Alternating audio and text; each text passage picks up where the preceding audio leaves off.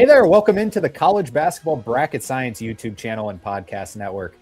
I'm your host for today, and we just have a traditional Monday show. So for those who are new here, our Monday shows usually look like this. We recap the weekend, especially this past weekend. We got to do this as it was a very busy slate. We also have the new AP poll that just came out, so we talk about that. We always record on Mondays just after 1 o'clock Eastern time when the AP poll comes out. We'll also talk about our rankings. It's a little bit of combination of AP poll style along with, a little bit of the, Kenpom rankings, computer rankings / resume rankings. So it's a little bit of combination of all those. We're starting to get away a little bit from preseason bias and more resume based, rankings. So we're going to talk about that. Then we will talk about the top 35 at Kenpom right now in terms of their overall efficiency, their offensive rating and defensive rating. So we'll talk about some of the best offenses, best defenses in the entire country. And then we will talk about the upcoming week of hoops and just preview it with the opening, Kenpom lines that are out, the betting lines that are influenced based on the Kenpom line. So we're going to talk about that, but the meat of the show is going to be talking about the weekend reaction, the big games that just happened, specifically on Saturday. Before we dive into it, just a few housekeeping things. A lot of people here love bracketology, and they found this show strictly based on the bracketology. I refuse to do bracketology real early. I'm still even going to say I maybe do it earlier than I should. However, around Christmas time is usually where I do my first bracketology. So right now the plan is December 23rd. It is the Tuesday before Christmas. So be sure to hit that like and subscribe button so you can come back and see all the bracketology content. As college football starts to finally go away, and as a college basketball person, I'm excited for it. So get college football out of here. People will be coming into the show, and that's when we really start talking about bracketology and some of the seed lines, some bubble watch. We'll start talking about all that once, college football is on its way out. So that's going to be planning on the 23rd. So be sure like and subscribe and turn on the post notifications to come back to that. We'll also be posting a bunch of stuff, bracketology, seed lines, top seeds on our Instagram and TikTok at Bracket Science with 2 S's. So be sure to check that out. Once again, like and subscribe, turn on post notifications. We'll talk a little bit of bracketology here, maybe just some projected seed lines as of now, but I don't really like to dive into it. So in about a week from when you hear this, we will start talking bracketology. All right, let's talk about the weekend that just happened. Just real quick on Friday. I'm not going to talk about this game a lot. Number 5, UConn did beat Texas 71-63. It was kind of a close game. Texas can hang around with top-tier competition. However, I just don't think they have all the pieces to, really beat these teams. UConn still looks great.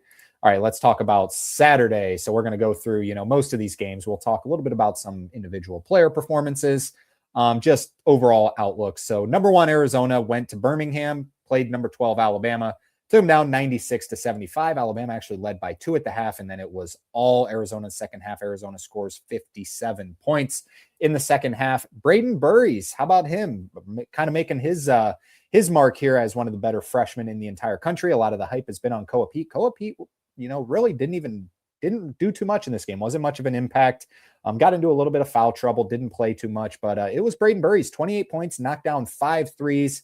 Mo Krivas, who I've talked about a ton on the show, one of my favorite players. I think he is one of the most underrated players in the entire country. He had 14 points, 14 rebounds. Toby Awaka also had 15 rebounds in this game. We talked on the preview of this game that it was going to be just 3-point shooting versus just domination at the rim. I expected domination to win at the rim, or domination at the rim to end up winning the game, and it just overmatched Alabama in the second half. They out rebounded Alabama 48-30. Tommy Lloyd, tremendous coach. They're number 1 in this week's AP poll again, as you should be after winning against Alabama in Birmingham. So tremendous win for Arizona. They would without a doubt be a 1 seed at this moment. For Alabama, they're fine. They've played an absolute gauntlet of a schedule. LeBaron Philon is playing like a first-team All-American, maybe second-team All-American, 24 points, 10 rebounds in this one. Latrell Wrightsell was also good. Alabama just has to get a little bit more physical down low. This is a bad matchup for Alabama, quite frankly. Alabama is going to beat most teams by playing the game that Alabama wants to play. And in this scenario, Arizona was just so physical that they controlled pretty much, the way the game was going to be played. And got the job done there. All right, let's move down. An 11:30 p.m. Eastern time tip. What are we doing here? This was ridiculous. I didn't stay up for this game, as I'm sure many didn't. I think it ended at like 2 a.m. on the East Coast. But Gonzaga did beat UCLA 82-72. The front court of Graham Ike and Braden Huff, 46 points, 16 of 28 from the field combined. They just outmatched UCLA, quite frankly. Donovan Dent was fine in this game. He's starting to get healthier, starting to look a little bit better. Tyler Bilodeau is also a really good player, but it's just Gonzaga. Gonzaga's awesome. They're up to number 2 at Kenpom. Michigan's number 1. Gonzaga's number 2. Michigan beat Gonzaga by 40 in the Players Era Festival. So as of now, according to the computers, those are your 2 best teams in the country. Gonzaga looks the part. Like we've said, I think that Michigan game was more of just a fluke. Not a fluke saying that Michigan's not better than Gonzaga, just saying that it was like everything went right for Michigan. I believe if Michigan played Gonzaga again, it's very rare and very unlikely that it would be a 40-point difference in that game. But Gonzaga looks awesome. UCLA probably hanging on, around, they were a 7 seed last year, probably around that mark right now. They don't really have any real elite wins. In fact, their best win is, I believe it's Eastern Washington. Let me double check and see. I didn't. No, they beat Oregon and they beat Washington. I forgot Big Ten play. So they're 2-0 in Big Ten, but best non-conference win is Eastern Washington. So UCLA, I'm not worried that they're going to miss the NCAA tournament. However, they gotta have a good Big Ten play now to get a higher seed and be a legit Final Four threat. All right, this was one that went viral pretty much everywhere. Number 23, Nebraska goes to Champaign and beats Illinois 83-80. They got off to a blazing hot start. More specifically, Price Sanford got off to a blazing hot start. He was making everything in the first half. He ended with 32 points, was 6 of 11 from 3. Nebraska seems to be legit. They're 11-0 on the season. They're beating, they've got the longest winning streak in NCAA right now. After winning the crown last season, they've continued that momentum. They made the right switches in got the right people from the transfer portal. This was thanks to a Jamarcus Russell last second 3 that went down, and it was he's a what do they call it? Went from Nebraska, transferred to Rhode Island, and now came back to Nebraska. Boomerang transfer, that's what they call it. And he came back and ended up making this huge. Is it Jamarcus Russell or Jamarcus Lawrence something? Jamarcus something. He made a big one though, and eventually got the win there. For Illinois, they're like, just last season they were a 6 seed and they were like a sneaky team to, they could. A lot of people thought they could beat anyone in the country and make a deep run. I thought this team this season was a lot better and a lot better suited to make a deep run come March Madness. It is, I'm not going to say like they're not good, but it is possible that I've kind of overrated them. I thought they were a top, 10 at top 15 team in the country at worst. It's possible this team's just not as great as I thought they were going to be. I really liked the foreign guys that they got in there, the itches, Svanmir Visic, Tomislava Visic, Stojakovic, all those guys, Mirkovic. It's possible I might have overrated them a little bit. They pass the eye test at some points, but then there's other times where I'm just like, we'll see. I really like Kylan Boswell. I really like the makeup of this roster, but I'm not worried about them. Like, I think they're probably going to be like anywhere between a 3 and 6 seed come March Madness. And I do still think this team's a lot better, but I thought this team had the capability of being like, wow, this team could win the national championship. I don't think I feel that way anymore. All right, let's move on.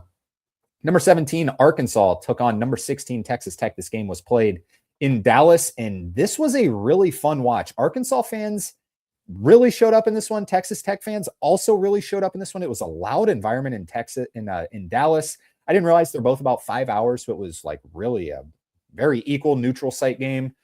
Texas Tech led for a while, but then Arkansas just too much down the stretch. Arkansas gets the win, 93-86.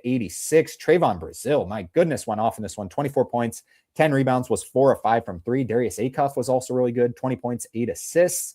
Carter Knox had 20 points, 3 of 4 from 3. So, that's kind of their big 3 right there, in my opinion. I know Malik Thomas gets a lot of hype. I think Malik Thomas is, I know there's been a lot of controversy of like, why is he coming off the bench? He's one of your best players. I kind of like him coming off the bench. I kind of agree with Calipari in this instance. I like Acuff a lot better running the offense than Malik Thomas. Malik Thomas just takes a lot of bad shots. Acuff takes some questionable shots as well, but Malik Thomas is a great player coming off the bench, and you got this big three right here. Arkansas looks really good. They might be the best team in the SEC. You got Arkansas, Alabama, and Vanderbilt, who are definitely your top contenders right now in the SEC. You got to include Florida, in my opinion, as well. They've just played a gauntlet of a schedule, but Arkansas looks like one of the the teams that this was also a rematch of the Sweet 16 game last year.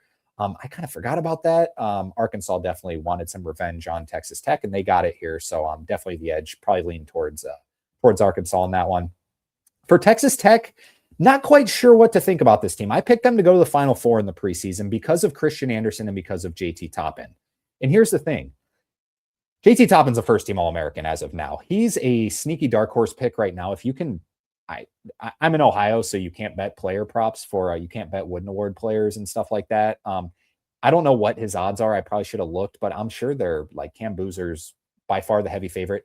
JT Toppin is putting up video game numbers as well. So it's all kind of just depends on if this Texas Tech team can, be towards the top of the sport. If they can be a top 10 team, and if Duke, can fall out to being, maybe the 7th or 8th ranked team, maybe a 2 seed, and Texas Tech is also a 2 seed or 3 seed. JT Toppin's a sneaky pick for, player of the year for this entire season. He's been awesome. He had 30 points, 11 rebounds in this one. He was 14 of 32. That's not from 3. Sorry, that's my mistake. For those watching, that's from the field. 14 of 22 from the field. And Christian Anderson, it was the duo that why I was so excited about this team. And Christian Anderson's been awesome as well. 26 points, 11 assists, was 5 of 11 from 3 in this one. He's probably an All-American as well. The issue is they just don't have a lot of help right now. Now, Luke Bamboy was out for this game, and he is a really important piece for this Texas Tech team, kind of manning the middle with JT Toppin, but they just haven't gotten enough from Lawan Watts. Lawan Watts has been disappointing. I thought he was going to fit into the Darian Williams role. Can't help but think, what if Darian Williams was still here? Darian Williams is at NC State, who we're going to talk about next, and NC State, if the season ended right now, I don't think would be in the NCAA tournament. So, I'm sure he got a ton of money. He was the preseason ACC Player of the Year.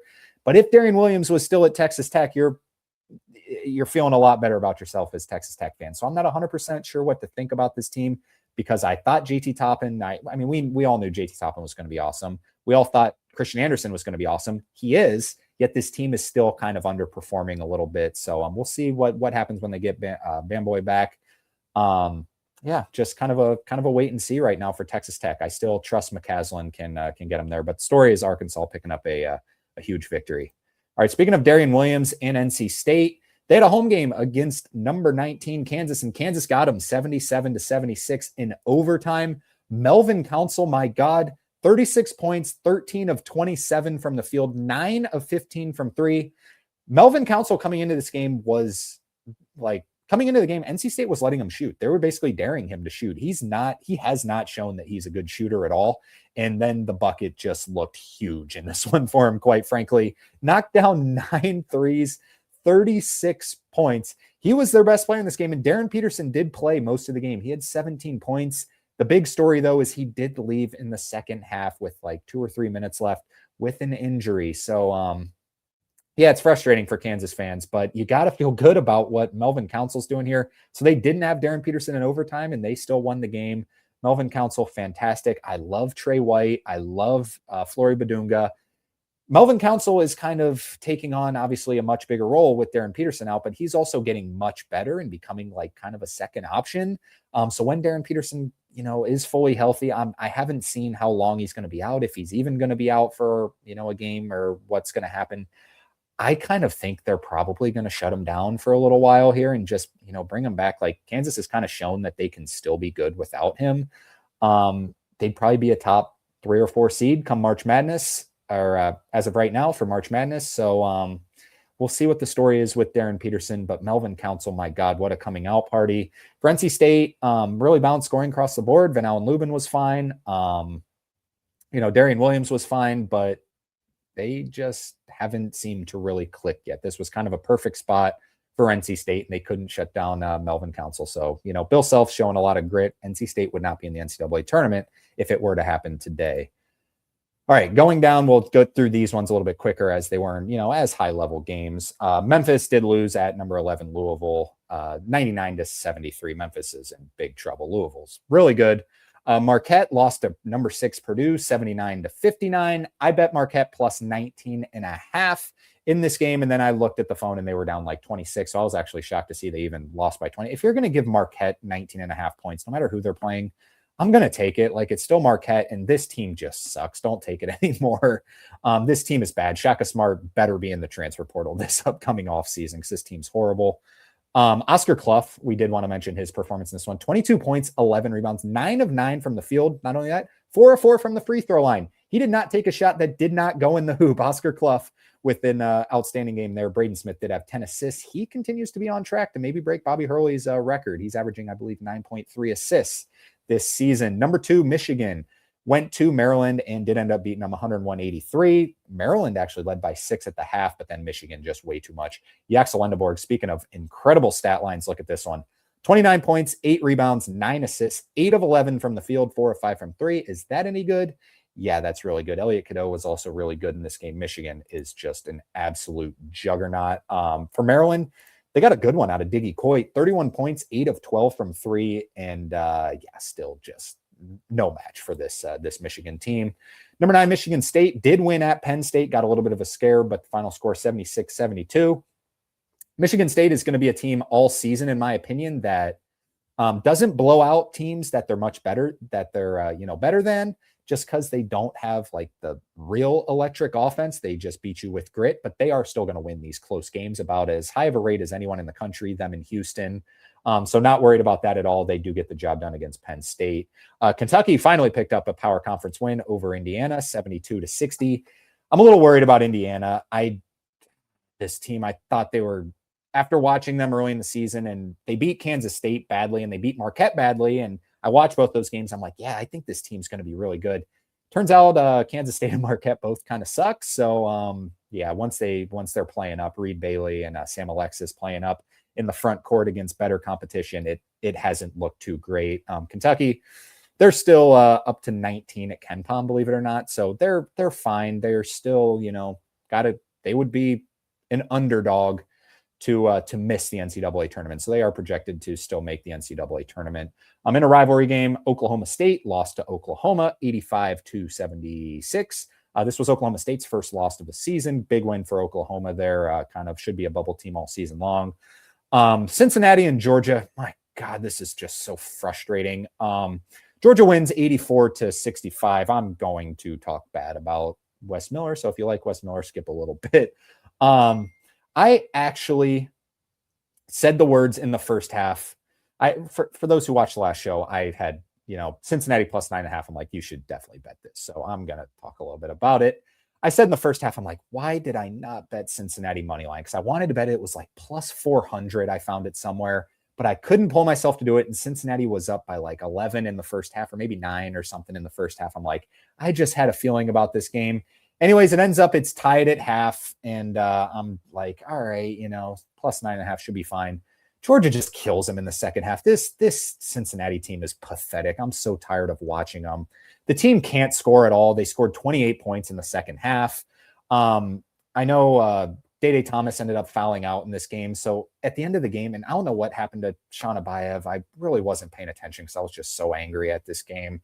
But at the end of the game, they have Sincere Harris in the game, who is like, credit to him. He's a fantastic he's a fantastic defender. He might be the worst offensive player I've ever seen. Mustafa Sham is like firing threes at the end of the game.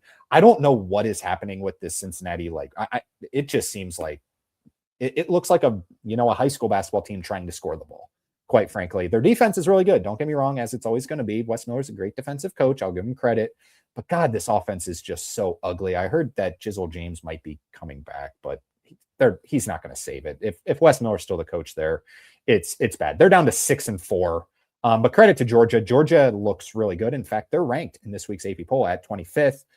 They look really good. Blue Kane is like unbelievable. One of the most fun players to watch in the entire country. This team can score the ball like crazy. Georgia is a team to watch out for. They lead the country in dunks, so they dunk everything. They're physical. They're fast. Kind of like last year's team. However, this team looks a little better than last year's team, which is weird to say with losing Silas Demery and Asa Newell. So great win there for Georgia, but I'm so sick of Cincinnati. No one ever let me bet a Cincinnati game ever again. Sticking in the state of Ohio, this game was played in Cleveland. Ohio State beat West Virginia in double overtime, 89-88, thanks to a little last couple second Bruce Thornton floater. Bruce Thornton is awesome. Ohio State has snuck out a couple games that they shouldn't have won. I don't think they should have won this game, quite frankly. West Virginia they're not very talented. They're coached really well under Ross Hodge, but they're not very talented. And Ohio State is talented. It's just, I saw, just being in the state of Ohio, I've seen a lot of things about Diebler, and I didn't like. I've kind of said it for a while that it's like, yeah, he's not the guy for this job, and it's starting to kind of pick up. I've seen, but they snuck out this game. They snuck out a game against Notre Dame at Ohio State, where Christoph Tilley like bailed them out with the last second little runner bank. And then they lost at Pitt. I don't think this team's going to be like anywhere near a lock for the NCAA tournament, but they are sneaking out some close games. So we'll see. Honor Huff was really good for West Virginia in this one, but moving on. Arizona State beats Santa Clara 82-79. Bobby Hurley got ejected in this game, but Arizona State's got some grit. This might be a tournament team. I know we say that every year in the offseason or in the non-con with Arizona State, but we'll see if this is the season because Santa Clara is good. Bobby Hurley gets ejected. They end up winning the game. LSU rebounds with a big win over SMU, 89-77. I've said for a while I think LSU's overrated. Perhaps they're better than I thought. I do kind of think SMU is overrated, quite frankly. So I think both of these teams should be near the bubble conversation, though. Providence, speaking of not so great coaches, Kim English loses to Butler. This was a great game in double overtime, 113-110. Butler gets the job done. Then two just horrendous losses. Luke Laux and Florida State lose at home to UMass, 103-95. How are we giving up 103 points on your home court to UMass? That is concerning. And then Syracuse, Red Autry might have lost his job with this one. On the hot seat, you can't lose at home to Hofstra. That is not good at all for Red Autry's job security. And then just one game on, going back to Saturday, just real quick, should mention, I didn't have enough space on the graphic, but Kansas State did win at Creighton. I think it was at Creighton. It might have been neutral site, but either way, Creighton might be eliminated as an at-large team. Kansas State is also not very good, but Creighton is also awful. So did want to note that one. And then on Sunday, St. Mary's and Boise State played in Idaho. Wasn't at Boise State, but in Idaho. Boise State got the job done, 68-67. After that Division II loss to Hawaii Pacific early in the season, Boise State's been good. They look like a team that could be in the NCAA tournament. St. Mary's drops kind of a heartbreaker there. All right, I know we talked a lot. That's kind of just what we wanted to talk about because a lot happened, and I'm starting to develop some feelings towards these teams, specifically Cincinnati. My God. So let's talk about our new rankings first before diving into the AP poll and the Kenpom rankings. So starting with our rankings, I have Michigan number one. I think they're the best team in the country by far. Their net rating is at Kenpom is plus 37.63, which is better than Gonzaga at number two, who's plus 32.99. So that's about 5 spots higher. You have to go all the way down to, the number about 10 or 11 spot in the country where that gap would fit. So Michigan is number one is higher than number two, then more than number two is the number 10, if that makes sense. I know that didn't explain that too well, but that's just how good Michigan is. I got them at number one. Arizona, number two, no surprise there. They're fantastic. If you want to put Arizona number one, they're number one in the AP poll. I know a couple other people have them number one. They're fantastic. They're deserving as well. Duke at 3, Iowa State at 4, UConn at 5. This stayed the same for me. Gonzaga at 6 stays the same for me. Purdue at 7, Louisville at 8. I moved Houston up to number 9. I talked a little bit on the last podcast or the last ranking that we did. I think I had them 13th. And I'm like, they haven't really showed anything of like, they were 10th at KenPom when I did that. I'm like, they haven't really beaten anyone. I think that was a mistake. I just got to buy into them. I underranked them a little bit. So, I'm going to have them up at, in the top 10 right now. I got them at number 9. Got Michigan State at number 10. They've done nothing wrong. Just we'll see how good the offense can be. North Carolina at number 11. North Carolina is number 27 at KenPom right now, which is really, really surprising to me. But I think this team's really good. Their front court is fantastic with Henry Vesar and Caleb Wilson. Number 12, I have BYU. Haven't done anything wrong. I'm just a little bit lower on them than most. They're 9th at KenPom right now, so they're fine. I got Arkansas as the best team in the SEC right now at 13. They just have beaten top-tier competition. I haven't quite seen that yet with Vanderbilt. I think Vanderbilt's really good, but I think Arkansas should be the favorite right now. Vanderbilt right behind them. They're right there as well. In fact, they're flipped in the AP poll. Vanderbilt's 13, Arkansas 14. So whatever you want there. I got Kansas at 15. They've looked great even without Darren Peterson. We'll see what their ceiling can be. If Darren Peterson, I don't know what the extreme or, how extreme the injury is. Nebraska up at 16. I've been seeing some people put them at 10 or 11. I'm not all the way there yet. I think they're definitely a top 20 team. They look fantastic. They are still 21st at Kenpom right now. So, not inside the top 20 yet, but they still look really good. Alabama right behind them, also one of the favorites to win the SEC, just have played an absolute gauntlet. So don't let that record scare you. Them and Kansas have both played just two best 3-loss teams in the country. Illinois right after them. Like I said, I talked about them a little bit. They're still 14th at Kenpom, but we'll see about what their how far they can go. I do still have Florida inside the top 20. I got them at 19. I know they're 6-4. They have played such a hard schedule. They're still 13th at Kenpom. Their losses came to Arizona, who's number 2 in this ranking, Duke, who's number 3 in this ranking, UConn, who's number 5 in this ranking. And they did have the loss to TCU, but they still have picked up some good wins. They beat Miami, Florida. They beat Providence. They beat, Florida State. That one's not aging too well. And then they did beat George Washington on a neutral the other day. So I still like this Florida team. Tommy Hauck is that's kind of the reason I got him here is Tommy Hauck is awesome. He's looking like an All-American. So kept them there. St. John's right behind them. Haven't really played anyone since, suffering a couple early season losses. In fact, they did just beat Iona, where Rick Pitino used to coach.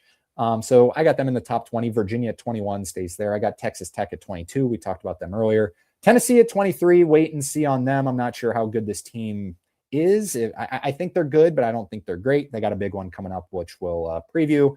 USC at 24, still kind of flying under the radar. I got UCLA at 25. Auburn at 26. They got drilled by Arizona, but they've still looked fine. Iowa 27. After suffering the loss to Iowa State, which happened on Thursday, but they kept it close with the top 4 team. That was a fun one. Clemson at 28. I got Seton Hall at 29, and then Georgia at 30. Maybe you can make the argument Georgia should be ahead of Clemson, or I think Clemson beat Georgia earlier in the season. Let me take a look. Did that happen? Am I making things up? Clemson did beat Georgia on a neutral, so maybe I got it right there. And then Seton Hall right there. And then next up, I just have St. Mary's and Utah State. I did drop St. Mary's out of the rankings, and Utah State is right there. There's a number of other teams that, are in conversations to be in this rankings. But like I said, a lot of it is resume based. I'm starting to get into more of a resume based, ranking system. So, I couldn't put the Ohio States in here, teams like that. But yeah, so if you want more of that stuff, be sure to come back for that bracketology show like we talked about. All right, let's talk about the AP poll that just came out and kind of compare them a little bit. Arizona's 1, Michigan 2. I got them flipped. Duke 3, Iowa State 4, UConn 5, Purdue 6, Gonzaga 7. I got all of these in the top 7, just flipped a little bit. Houston's at 8. Gonzaga and Houston actually flipped in the AP poll after Gonzaga beat UCLA. Michigan State at 9, BYU 10, Louisville 11, North Carolina 12. So AP poll highly thought of by, thinks highly of North Carolina, even though they're 27th at Kenpom. Vanderbilt 13, Arkansas 14. They do have Nebraska all the way up to 15. Alabama 16, Kansas 17, Illinois 18. Let me just give my little reasoning on Nebraska. They've been awesome. Maybe it's just like Nebraska, where it's like, if Nebraska played Kansas on a neutral floor, maybe it's just history, but I would have to take Kansas in that one. So that's why I have them. That's kind of why I thought way too long and hard about it. But if you want to say Nebraska, how can I not defend them? They've looked fantastic winning at Illinois. Illinois is 18, Texas Tech's at 19, Tennessee's at 20, Auburn 21, St. John's 22, Florida 23, still ranked, even though 6-4, Virginia 24. I think Virginia should be a little higher. And then Georgia at 25 is the new team in the rankings. So let's talk about the Kenpom rankings now. I know we're talking about a lot of rankings here, but talk about a little bit of offensive and defensive ratings as well. Michigan is number 1. Like I said, look how big of a gap there is between number 1 and number 2. Gonzaga's 2. Iowa State is 3. Iowa State has the second best defense in the country, just behind Michigan. Weird to see Houston at 5, and they're down at number 8 in the computers. But at number 5 in the overall rankings is Arizona. 6 is Purdue. 7 is UConn. 8 is Houston. 9 is BYU. 10 is Louisville. So, pretty equal with, my rankings along with the AP poll rankings. Kind kind of in that same sort of category. Vanderbilt was top 10. They're actually now at 11th just because other teams been, playing some high level competition. Michigan State at 12. I think Michigan State's top 10 team. Florida, like I said, is still up at 13, and Illinois is at 14. Alabama 15. St. John's 16. Kansas 17. Tennessee 18. So a lot of 3-loss and 4-loss teams there. That just kind of shows how difficult of schedules these teams have played.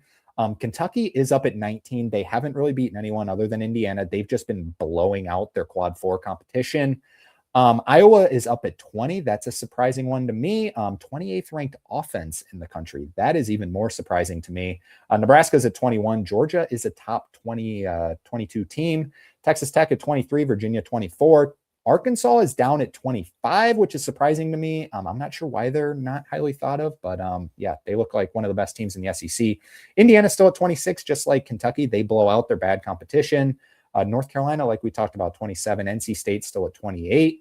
Auburn's at 29. Clemson at 30. UCLA 31. St. Mary's 32. And then some others that I don't have ranked would be LSU at 33, Villanova 34, and Baylor 35. Take all of these numbers with a grain of salt. There is still preseason bias included, but a lot of it, this isn't resume. This is predictive metrics. This includes, how bad they're beating bad teams. Point differential is a key piece in it. So if you're wondering why some of these teams or some teams aren't in here, for example, like Seton Hall, preseason bias has them ranked they were in the hundreds or 200s in offensive efficiency. So they're still at 112th in offensive efficiency. That's going to continue to get better as that preseason bias starts to, kind of wean off of it a little bit. All right, let's talk about the games for the upcoming week. It's a slow week. It's still like finals and holidays and stuff or whatever's going on college campuses. This is the best game of the weekday games. Number 11, Louisville taking on number 20, Tennessee in Knoxville. Louisville favored by 1.5. This is a FanDuel line, the only FanDuel line.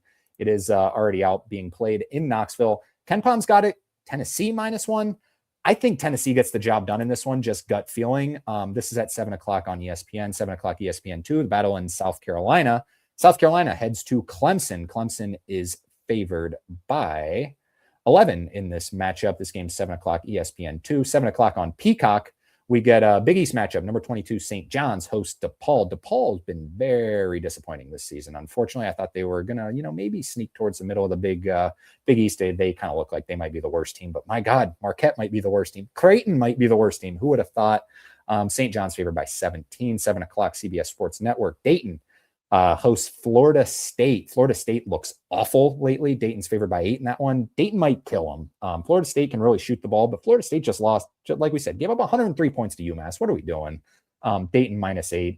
I'll probably bet Dayton. If it goes down to 6.5, I'll probably bet Dayton in that one. 8 o'clock on ESPN Plus. Northern Colorado taking on number 19 Texas Tech. Don't sleep on Northern Colorado. I think they will probably be in my first bracketology as the favorite out of the Big Sky. They are 9-1 to start the season. Only loss came to St. Thomas, who I might have winning the Summit by 1. So other than that, they've looked really good. Kind of a sneaky little bye game here, but Texas Tech coming off a loss should get the job done, favored by 19. Another Big East matchup. Butler has looked really good to start the season. Definitely a bubble team. 8:30 on Peacock. They head to number 5 UConn. UConn favored by 13. They've looked pretty invincible. And then 9 o'clock on ESPN2, number 17 Kansas hosts Towson. Towson could be a team to watch out for in the CAA. Kansas favored by 18 in that one. Moving on to Wednesday. These are Wednesday's games. This graphic just courtesy of ESPN. These numbers are also off because the AP poll just came out. But Creighton at Xavier. Xavier favored by 2 in this one. Who would have thought? Xavier with not thought to have a lot of talent coming into the season. Creighton was preseason top 25, and Xavier is favored by 2.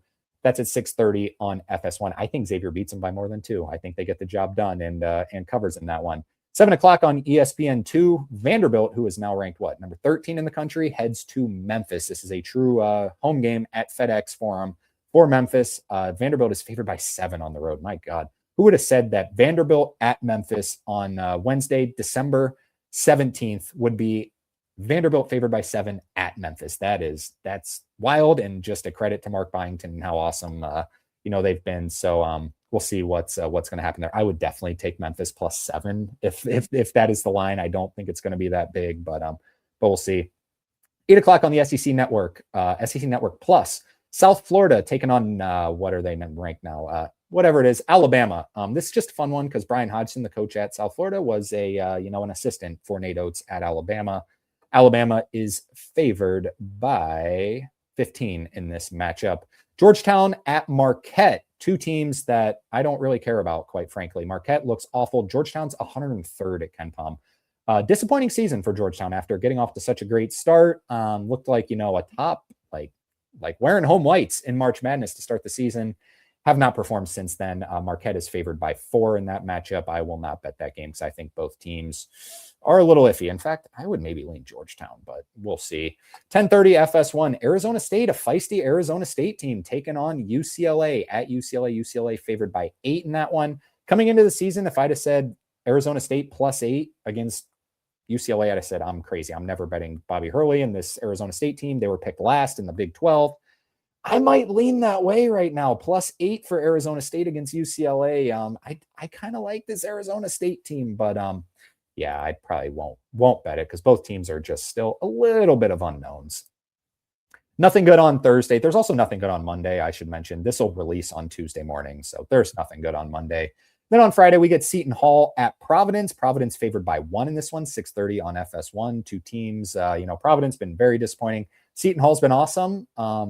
We'll see if they can go and pick up a big win here. 8 o'clock on Fox, another small spread. Wisconsin and Villanova. This game will be played in Milwaukee. Wisconsin favored by 1.